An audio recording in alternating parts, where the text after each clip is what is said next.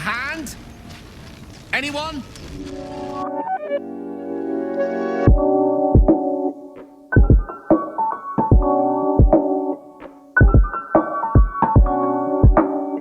Now, I'm not a seasoned Dungeons & Dragons player by any means, but from the little I've experienced playing the game around my friend's dining room table recently, I feel like the true joy of D&D lies within the people you travel with rather than the adventure itself. Now, don't get me wrong, the adventure itself is really cool and probably involves stealing some kind of rune from a cave filled with horrible goblins, but it's the moments of connection you share with your band of fellow misfits that linger in the mind long after the maps are folded away and the dice are returned safely to their weirdly ornate pouches. Because Dungeons & Dragons is a game powered by imagination, after all, where rules are there to encourage creative decision-making and entertaining roleplay rather than constrain it. So how do you adapt that into a video game? With their rigid structures and finite possibilities, how do you bottle that organic sense of play and improvisation into something digital and fixed? The solution is nebulous and complex, and yet Baldur's Gate 3 has managed to pull it off. Now that's no small feat. 23 years after the last entry in the series, Divinity developers Larian Studios have managed to create a turn-based RPG so sophisticated in its execution that it manages to rival the flexibility of Dungeons & Dragons proper more than any other attempt that's come before it. This is a game that encourages experimentation, delivering a beautifully constructed story filled with some of the best characters the medium has ever seen. Put simply, Baldur's Gate 3 is something truly special indeed. I thought that damn thing was going to be my coffin. Thank you. Your mind lurches into her thoughts. Her gratitude is mixed with wariness, because you have a gift with you. You keep dangerous company.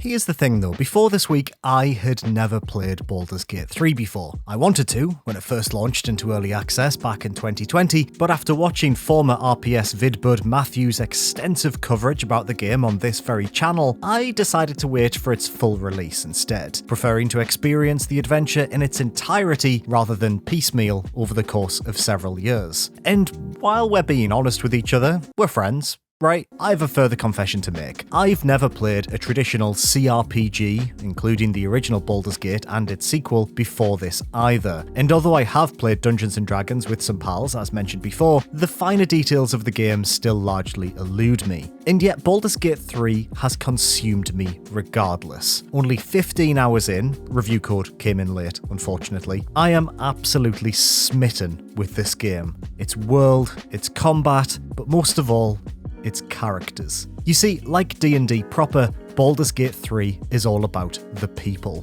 The sorcerers, the elves, the lizard ladies. Baldur's Gate 3 is a very, very well-written game, and nowhere is this quality of writing more evident than in its cast of companions who can join you on your quest to remove a tadpole that has suckled onto your brains and threatens to transform you all into Squidward's goth older brother. I currently have 5 companions who have taken residency at my campsite, although I can only bring 3 of them along with me on my adventures at a time. Currently, I'm accompanied by Shadowheart, a secretive high elf cleric who doesn't like me very much, Lae'zel, a straight-talking Githyanki warrior who doesn't like me very much, and Astarion, a flirtatious high elf rogue vampire who, also doesn't like me very much. We have an uneasy alliance, basically, but we're growing fonder of one another as we progress through our journey. All 3 are slowly opening up to me in private conversations, telling me more about their former lives before their heads were stuffed with a horrible brainworm. They were students, warriors, afraid, alone, in love. I am captivated by their stories, invested in who they were before, and who they are discovering themselves to be. Of course, they still don't like each other, and other than the brainworms, the only thing they seem to have in common with one another is how much they want to shag me, but more on that later.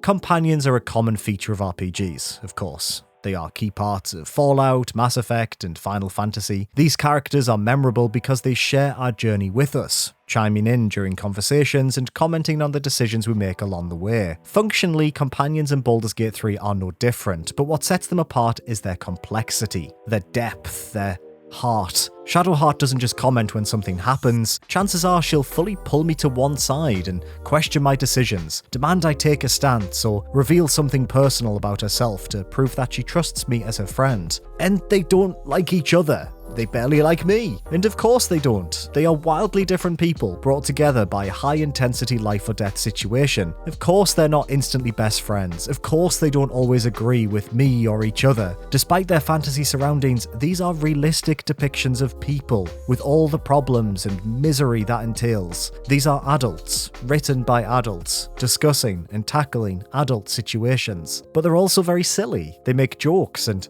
talk about daft D&D concepts like goblins and brain tadpoles with a straight face. To play Baldur's Gate is to immerse yourself in a gentle tug-of-war between sincerity and silliness, the game pushing you between each extreme with both care and glee, reacting accordingly to whatever choice you throw at it. It's a remarkable thing to experience, and I have to give a huge hand to the actors who have lent their brilliant voices to a seemingly endless amount of dialogue. The narrator, voiced by Amelia Tyler, is a particular highlight, serving as the dungeon master for your campaign and adding an additional layer of texture to an already beautiful script.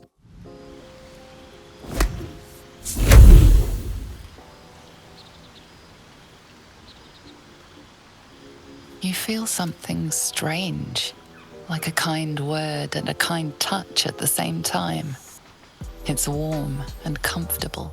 Oh, and yeah, the shagging. The shagging is very silly. Everyone wants to bone your player character to the extent that 10 hours in, I can barely have a conversation with my companions without them turning something as mundane as a conversation about the weather into something overtly sexual. I smell their blood on you still. I smell your moisture. A glorious reward for a glorious battle. Go on, have your fun. And do not wipe away a single bead of sweat. It's intoxicating. It's funny, but not as funny as the way we all stand around in our sexy pajamas before we go to bed for some reason. We're camping, gang. Outdoors. Are we not all freezing? If you're wondering why I'm focusing on the talking part of Baldur's Gate so much, it's because that's what I've spent most of my time with the game doing. Like actual D&D, conversations are as important as combat, and in many instances are a valid replacement for fighting altogether. Talking your way out of a situation is extremely fun, especially when you can mind control a goblin into thinking you're a god, which is something I've done a lot, to be honest. But yes, combat is also an integral part of the game, and maybe where Baldur's Gate feels at its most flexible. Your character's abilities both in and out of a fight are determined by their species, class, and subclass, with the game offering a huge amount of combinations for you to play around with, all based on D&D's 5th edition rule set. The level of choice you have at this initial stage is overwhelming, but thankfully the game lets you play as one of its pre-configured companions straight from the off if you're allergic to screens that look like this. I am one of those people, but persevered anyway because I'm very brave, creating a half-elf sorcerer called Sharald, named as ever after my cat because I'm really cool and have lots of friends. I'll be honest, the moment I got into a fight, I regretted my decision. My initial impressions of combat were that of total fear. Look at all these buttons. What is happening here? Magic only adds more buttons to the screen, and spellcasters can only use their spells a limited number of times before they have to put on their sexy pajamas, eat an entire cheese wheel, and sleep on top of their beds in order to fully replenish their spell slots. To a D&D veteran, this process will be immediately familiar, but to a Dumbo like me who gets a bit sweaty looking at Skyrim's skill tree, I found this to be a bit much. But I stuck with it, because, well, it's my job to do that, I guess, and I'm so glad I did.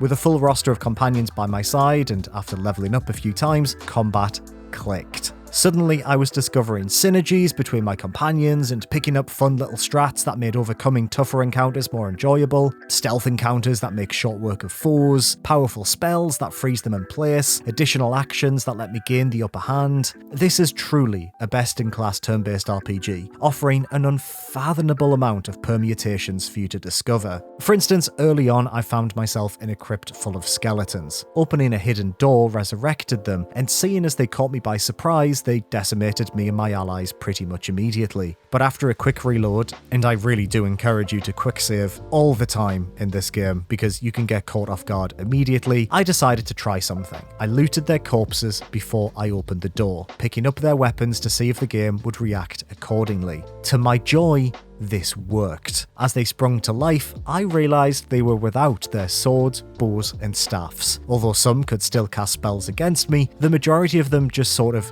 waited to die again. It was hilarious and proof that the game is built to accommodate all sorts of weird and wonderful solutions like this one. I could go on, but as I'm only 15 hours into what promises to be an 80-hour plus RPG, I best leave it there. As you've probably gathered, Baldur's Gate 3 has properly surprised me. I never expected an RPG of this type to hook me in at all, never mind leave me fully smitten. I am so glad I waited to play this, as knowing this is now the full adventure, finally complete and waiting for me to experience it in its entirety, is a tantalising prospect indeed.